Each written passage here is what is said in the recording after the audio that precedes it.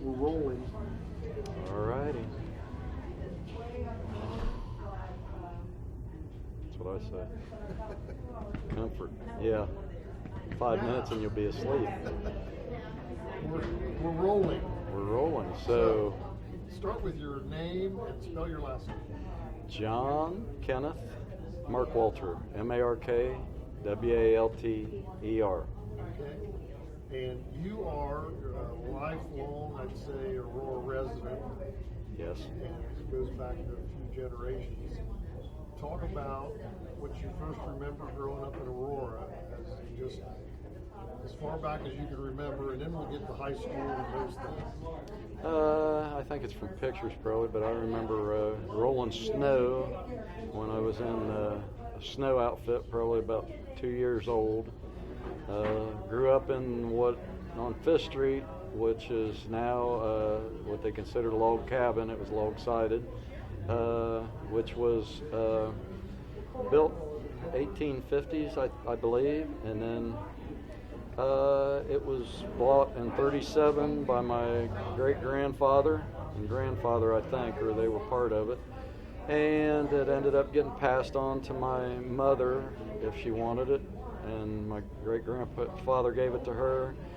And they remodeled it rather than buy another house, and we lived up there. I was up there for 40 years, all told. I was married and lived there for 10 years with my ex-wife, and the kids grew up there for years, and my daughters both consider that the place they grew up. To describe this location, it was next to Hill Forest up on Fifth Street, so it was a great place to grow up. Their South Side School was there at the time when I was growing up, so it was abandoned, hadn't been used. I think I was the first kindergarten in it. So I graduated in 1975, so that puts it back in the 60 whatever.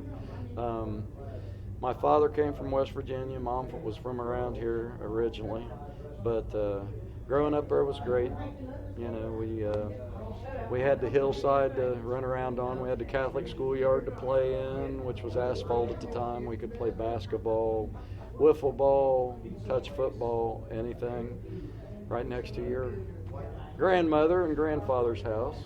So anyway, it was a good childhood. Can't say anything bad about it. Just a lot of baseball, basketball, which I played through high school. Then my mother was a librarian at the public library, and then she became librarian at the junior high and eventually the high school when I was in high school. Tell us your mother's maiden name. It was Marjorie Jackson. And yes, they were from here originally. I can't tell you exactly. Grandpa was 91 when he passed away, so when I was growing up in the 70s, he was probably in his 80s. But he and my grandmother both were from here. He owned one of the first Indian motorcycles in the area. And when my grandmother married him, she said get rid of it, so he never rode a motorcycle again. And my grandmother was a little hunchback lady, you know, but she kind of ruled the roost. And she and her sister, my great aunt Jeanette, was a teacher at Southside all her life, and she lived with us up in the house. It was a huge house built around, and it housed anybody and everybody, and friends came there, and it was a great place to. Family came there during the holidays, you know, almost all holidays up until my mother passed away in '63, so then it kind of ceased. But before that, everybody congregated there, and it was pretty much the home place for my cousins up in Cincinnati. They came down for the fair every year. This fair right here was the major thing. I'd park a car across the drive so that everybody could have a place to park when they came late. So, tell what was next to your home. You lived Hill Forest is on one side, and behind it was this steep sloped hill, and right. then on the other side of your house you had a park. Yeah, well, yeah, south side, and then the park was in front of it, and I was told that the gazebo that was in that park was taken out, and you know why? Because the girls and guys were smooching underneath the bandstand. That's what somebody told me. I worked at Tandy's for a while closing it, and a guy came in there and knew my family and said, Grandpa, they had a putt-putt golf course Grandpa had a putt-putt course up in the yard, and which I always knew as a flower garden, but it was all rocks around there, and it had putt-putt golf clubs, and people would come up there and pay to play putt-putt golf, and they'd have bands in the gazebo back in, I take it, in the 40s, early 50s maybe. Yeah, and it was taken down because the kids were sneaking underneath there and kissing, and so they finally decided it would be good for the community to take it down. So I thought I got a kick out of that. And Grandpa sold, I don't know, drinks or something up there, so they made a little sideline on it. But Hill Forest was on that side. Mary Stratton Park was in front, which there's a rock there now that Randy Turner put there. The tree's gone, but there's a plaque there, in the ground for my mother and father. Because my father came from West Virginia, but he pretty much considered this his home. They met at Fort Thomas during World War II. He went over to Pacific and came back, luckily, and Mom and he got married afterwards and had my brother Bob, who was a graduate in '64, and my sister, and it was next in '69. She graduated, and then I graduated in '75. So I was the baby, but the other two were, we're kind of spread out. But Hill Forest on one side, the school on the other, Mary Stratton. The hillside was great. Sutton's Hill. Sutton's house was up there, and Sutton, the field was untilled, so we could run the hillside, and you had anywhere you wanted to go within that range, So a lot of people that grew up the way you did and the way I did, and a lot of people did. Tell us about how that affected you in school and having appreciation for history and how tie in your learning throughout your life with the way you grew up. Well, there was always history around. Dad worked at Monsanto, but he read continually. Mom was a librarian, so I grew up in the library. They were always into history. Dad was more European history and science, and Bob, my brother, was into American history, especially the Civil War. And so I didn't want anything to do with it, I didn't think, but now I'd rather teach that if I taught anything ever taught. It's deeply ingrained, to answer your question. Yes, and with the area too, I'm not as big on the area as most people are, and my brother was pretty much a history fanatic on this area until he moved south. But it's in your blood. The river's in your blood. I was just talking to Jerry Lorton, who's here from, that I grew up with he was on 4th Street behind the Moose, grew up, and he grew up at our house. We'd play football in that yard. We'd play one-on-one. If we didn't have anybody to play football with, we'd tackle each other in that yard. So the history, Hill Forest being right there, I grew up going in Hill Forest because I knew the people that were running it, and you could go in there and walk around anytime. And so the interest was always deeply ingrained. Those things that were in Hill Forest were the 1850s. So, and the Civil War wasn't as much here, but that history was all here. Our porch on that house was poured, I think I said earlier, during the '37 Farmers Fair. Before the flood came in the winter, the porch up there on our house, we had 3 sections of that porch. Grandpa always said one section was poured and had a Model T frame under it. And it was a huge porch. So we could sit there and watch the river. You got growing up there, if the Delta Queen came down the river and you heard the Calliope playing, you were down to the river to watch it go by.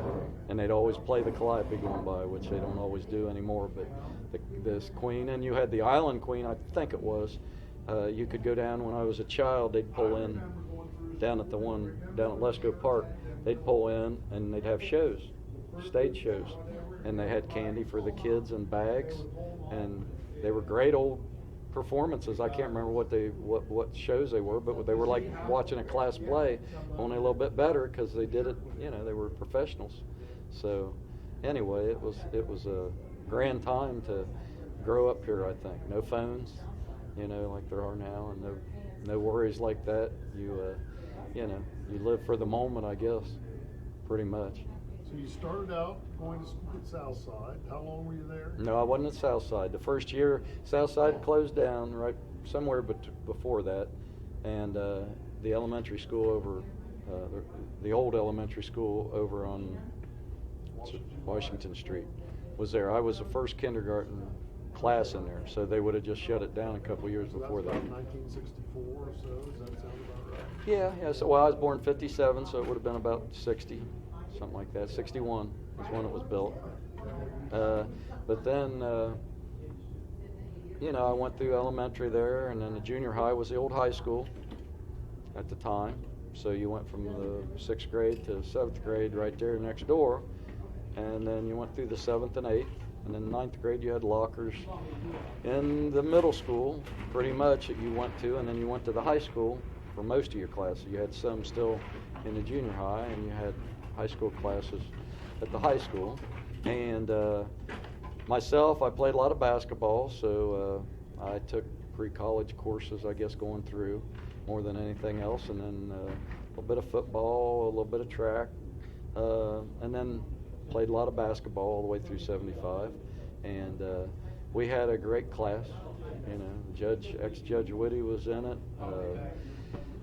My friends in the area actually get back were Joey Meyer and Tom Lambert, Slick Lambert, young Slick, were probably two of my best friends growing up. So up through into high school, and I still see Joey, and Tom's in New Orleans, but high school. I was going to say, talk about some of the teachers that influenced you in high school, and who you remember as far as teachers are concerned. Well, I remember. I don't remember a lot when I was younger. I was like anybody else. I was just playing basketball and sliding through. Probably senior year, Jack Keller had. It was a government class basically. An old Rock Hudson. Ray Hudson was next door, so we always had current affairs, opened the sliding partition side, and had current affairs every Friday, so that was neat. I don't know, you had Harley Heim, Foster Harris, you had Mrs. Moeller, which I didn't have a lot of math, but she was good. You had Mr. Kennett, senior year was great because we had a really good English class, and I was in the class play at senior year. Any number can die, so we had a really funny class play because the one individual I remember never drank, and Philip Smith never drank, yet he played a drunk lawyer, and it was a whodunit. So I was the butler. So I was the first one to go up to the window that was suspected, and it was so funny because we couldn't do it properly because Russell Higgins and Ronnie Fox could not quit laughing. They'd be like this and crawling off stage, and Mr. Kennett would say, "Well, wait, you got to get this together before the play. We do it 2 nights." So finally, I got hung, and I remember watching from the back, and they kept it together, but. They were like this. So it was Mom pushed me into the class play. That's before they had all the plays they have now and all the productions. We had the first swing choir. They put it in the paper that it was South Dearborn, but we had the first swing choir my senior year with Steve Hedges, who just passed away. So he was a choir director. So I was a soprano in the 5th grade with the little girls and an alto in the 6th grade, and I made it to baritone in the 7th grade. So I stayed there after that. So that was pretty cool. But great friends, Ronnie Fox, Joey Meyer, all of us, we just had good times, all the way through high school pretty much. We, the schooling was good, but the friendships were even better, and I spent time with my mother, ended up passing on a little prematurely, so I was glad I ate lunch with her every day in the library, and then I'd go down to the gym and play volleyball or whatever they were doing down in the gym, the old pit, where we all played basketball. So it was a wonderful experience all the way around for me growing up here. And I still love Aurora. I guess you always try to get away from it. I always wanted to go out west to live. Did a lot of backpacking and such, and into the outdoors. Went to Franklin College, where my brother and sister both went. My mother went there for a year also. So we're pretty much Indiana people, all the way through, and we all ended up getting degrees and, using them in some way. Whether we used them completely in our field, we still used them. The intelligence was there anyway, and the reading. I was instilled with reading, and manners and being nice. That was a time when if you weren't nice, you know, if you weren't respectful, that's more the word. If you weren't respectful, then you know, it wasn't a good thing. So, you know. Talk about some of the leisure activities. So you go out with your friends. What would you do? What types of activities took place without incriminating yourself? How you been, man? Oh, good. How are you? This guy went. We're talking about Aurora, just in general, the school and stuff. I don't know. You know, we'd all run, and when we first before driving, of course, we'd get going. You know, play ball or whatever most of the time. I mean, we played basketball. The core of us played basketball. We'd go out to Honchels, you know, and play on their court 2-on-2, or we'd go down behind the high school and play outdoors. That's pretty much all we did when we got in high school, except, you know, I mean, we used to go down to Tandy's when we were in junior high, Joey, me, and whoever else, and we'd get a half dozen donuts and a quart of milk, chocolate milk, and eat, watch cartoons or something in the morning at Joey's house on 4th Street. Then we'd head up to play basketball, you know. Talk about where you played basketball in town. Well, at the court at St. Mary's. So it was fun. It was asphalt. Wasn't anything fancy. It wasn't like it is now. Usually we'd have to go across town otherwise, and we'd get a ride out. Somebody, you know, if somebody drove, we'd go out to Honchels, like I said. We're down there most of the time. But describe those courts. First of all, go with St. Mary's, because that was a unique place to play ball. Talk about the nuances of that. There was no flat area there. There was maybe one flat spot in the whole court, and it was kind of up at an angle. You either shot across where there was a sidewalk and a slant up this way, and the court slanted down this way. So if you were down on this side, which not many people got there, you know, and could make the shot, you had to kind of push the ball up a little bit. So, you know, it was unique. I broke my ankle there one year playing ball when I shouldn't have been. My junior year, I shouldn't have been playing basketball out, and I was on the team, and I ended up hairline and fracture on my ankle. So the court over behind the school was good. We played there quite a bit. You know, sometimes we'd go to Greendale. They had a good court up there. But here, you know, there weren't many other places to play. I mean, St. Mary's was the basic. And the unique thing about St. Mary's is we were up there when the nuns were up there. And so Sunday, there'd usually be a big bunch of people come there. And you couldn't take your shirt off. So inevitably, someone would take their shirt off, and we'd tell them, you have to put your shirt back on. Oh. And if they didn't put their shirt back on, the nun would come out and, you know, say, would you please put your shirt on?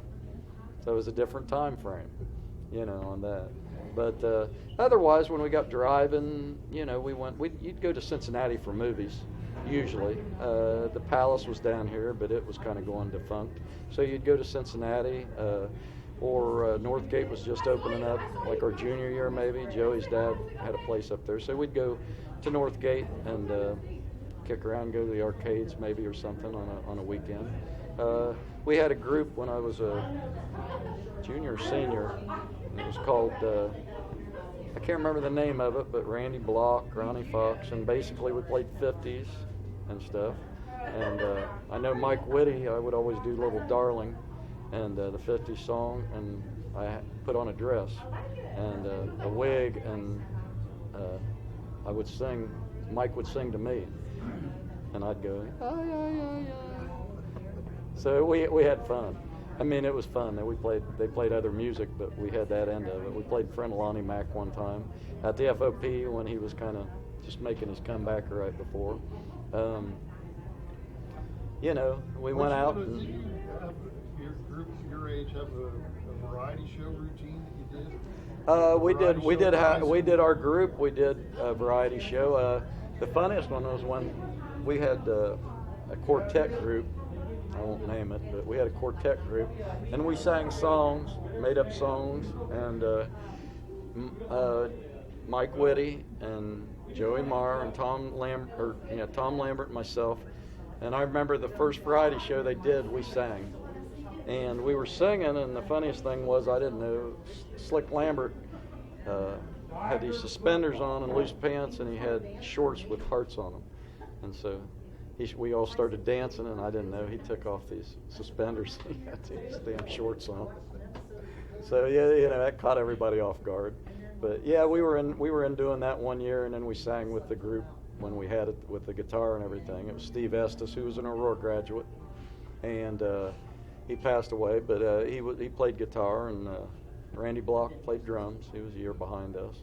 But we listened to a lot of music there towards the end. I started getting into music more, so I kind of gravitated that direction. So about my junior and senior year, I started Name listening. some of the popular groups of music. Oh, Neil Young. I grew up Crosby, Stills and Nash. Neil Young. Tom Petty had just passed away. I was always into a lot of acoustics. Got me into music, and then I started playing guitar when I was in college. So I played acoustic guitar for 40 years, I guess. Never played out. Won't ever be in the Hall of Fame, I don't think. But I played all over the place with different people through time. So I don't know. It was just Richard. It was same as me. It was enjoyable being in this town and going to a small high school. I'm glad I didn't end up going to South Dearborn. Just wouldn't have been as enjoyable, I don't think, especially if I was a transitional years or whatever. So, and then I was married, and I got a couple kids that are in South Dearborn, went through South Dearborn. So hopefully they'll be interested in this down the road. And, it's just been good. What else do you think about when you think about the museum and the Devil's Den? I think it's for yourself. I think it's a very good thing. You caught me one day down here when I was doing something and asked me if I wanted to do it. And I didn't have to hesitate too much. I came in and, said I'd come to a meeting, and, everybody's been good. I like all the people that are in the crew. We got a diverse people from the age group all the way back to my brother's year with Dan and Sandy, and all the way through the 70s and now and in between, people in between. And I'm glad to be doing it. It's been tiring me out, but I'm glad to be trying to help out and participate in the best I can with it. What do you think this can mean for the community if there's a permanent space for all this memorabilia that's being collected and some of the things? I think a lot more will come this direction once people know more about it and see that it's going to be here possibly.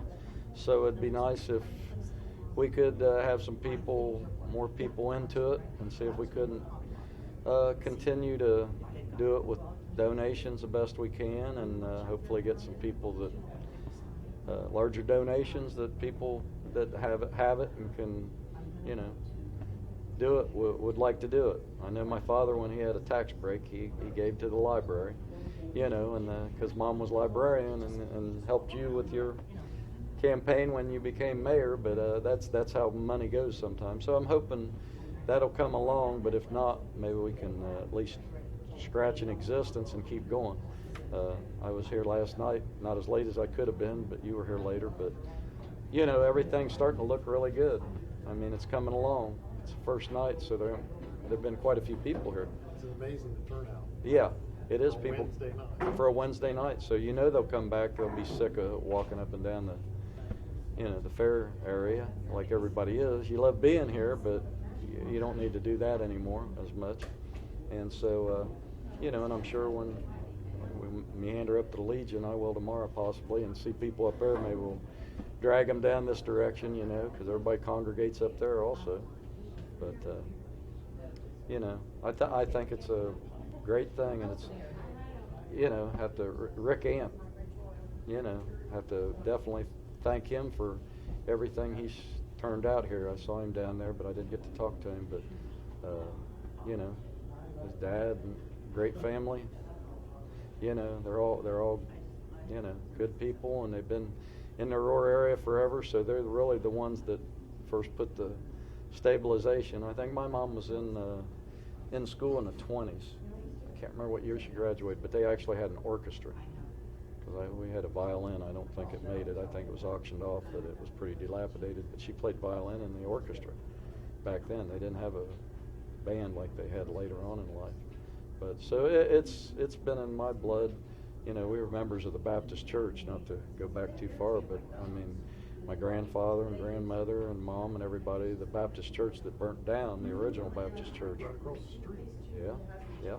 And then we're up here on 5th Street until they moved, or 4th Street, I'm sorry, until it got moved out on the hill. So, and then I was a member of the Presbyterian church when I had my kids down here, and there were a lot of people that are gone, unfortunately, now that have passed away that Mom knew, and so it was always family. I don't mean just direct family, but I mean people, knowing people. Like my dad knew your grandfather and knew your father, and I think that's part of what goes on here. You know, the longer we go, the more people.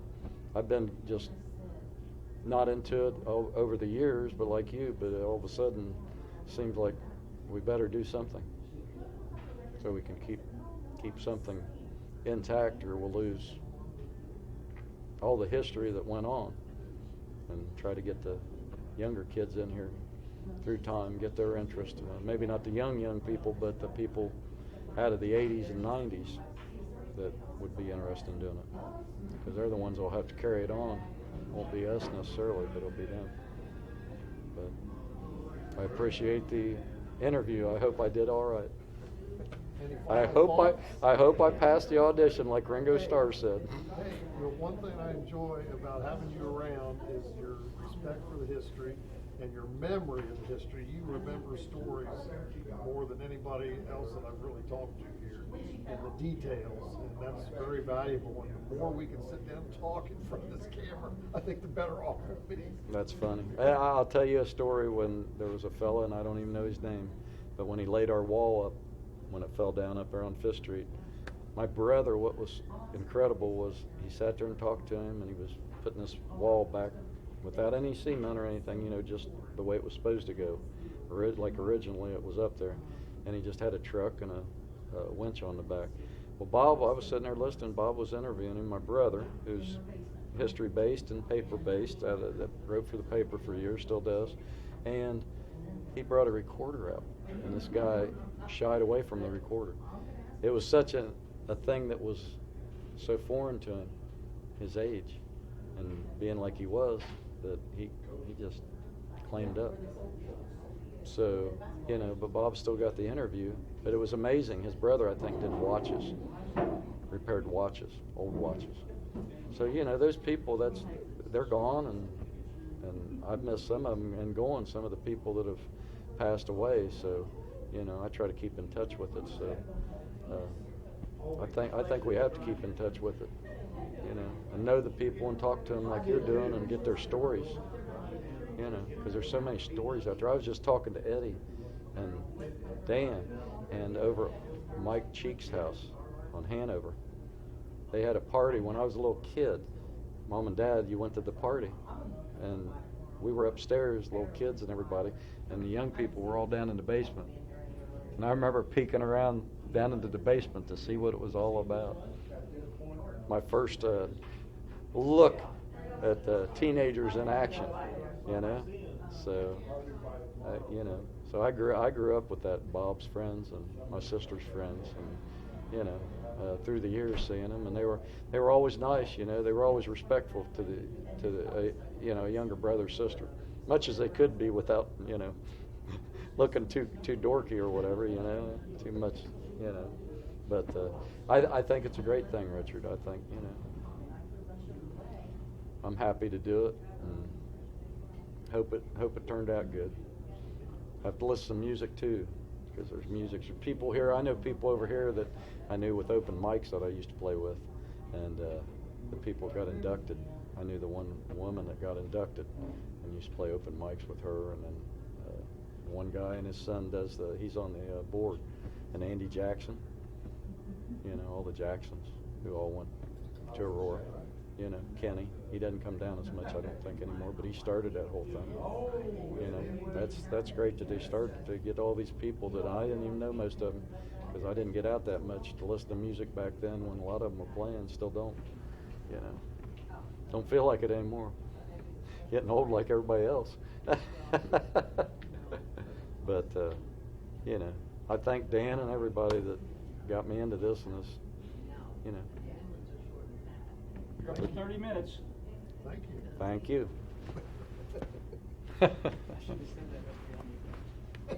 Somebody else will let you know. Want to shut it off? Yeah. Yeah.